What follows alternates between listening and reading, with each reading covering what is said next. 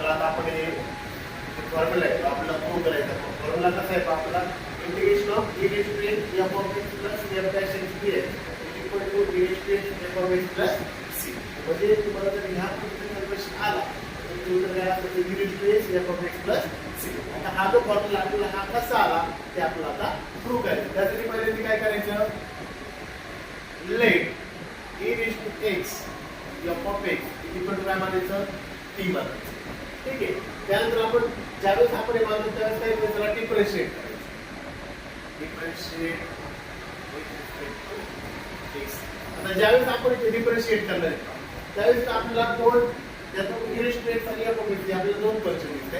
या दोन्ही पक्षामध्ये काय राहणार इथे इथे आपल्याला काय u यूज करायचं आपल्याला डेरिव्हेटिव्ह. तो काय सांगतो आपल्याला काय असतं आपलं u असा असतो आपल्याला.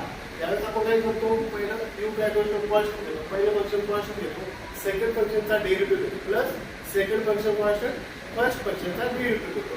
म्हणजे मग इथे फर्स्ट फंक्शनवर तुमचा e raised to x मग काय तुमचा e raised to x dx of f of x plus second function constant f of x into dx of e raised to x is equal to dt upon dx. ज्यावेळेस आपण t चा derivative त्यावेळेस काय dt upon dx त्यावेळेस x असं काय होतं dt upon dx येतं. त्यानंतर पासूनचा e raised to x माहिती कसं घ्या नंतर derivative of f of x काय तो हा तुमचा f dash plus f dash x आहे तसा e raised to x derivative असतो आपला e raised to x असतो is equal to dt upon dx. यामध्ये पहा तुम्ही dx या बाजूला घ्या काय तुम्ही e raised to x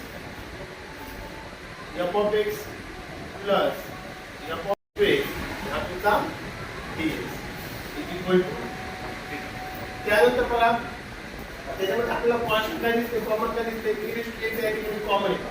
मग काय केलं आपण इथं e raised to x into bracket f dash x plus f of x dx is equal to त्यानंतर या ठिकाणी बघा आपण यात एक अधिक दोन आपण दोन अधिक एक लिहू शकतो. मग काय इथं तुमचं इथं e raised to x f of x plus f dash x dx is equal to मग याचं काय घ्यायचं आता आपल्याला इंटिग्रेशन घ्यायचं. याचं काय घ्यायचं इंटिग्रेशन. मग काय होईल तुमचं integration of e raised to x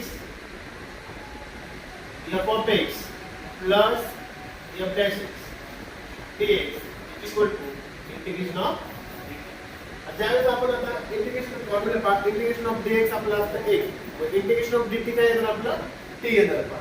मग काय येतं e raised to x f of x plus f dash x dx is equal to t plus तुमचा c.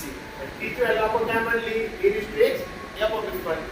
मग आपल्या ठिकाणी काय होईल लास्ट टर्मला काय होईल ना 2 होईल पहा last टर्मला f of x plus f dash x dx is equal to e raised to x f of x plus या ठिकाणी हा फॉर्म्युला आपण इथे वापरतोय प्रूव्ह होतो.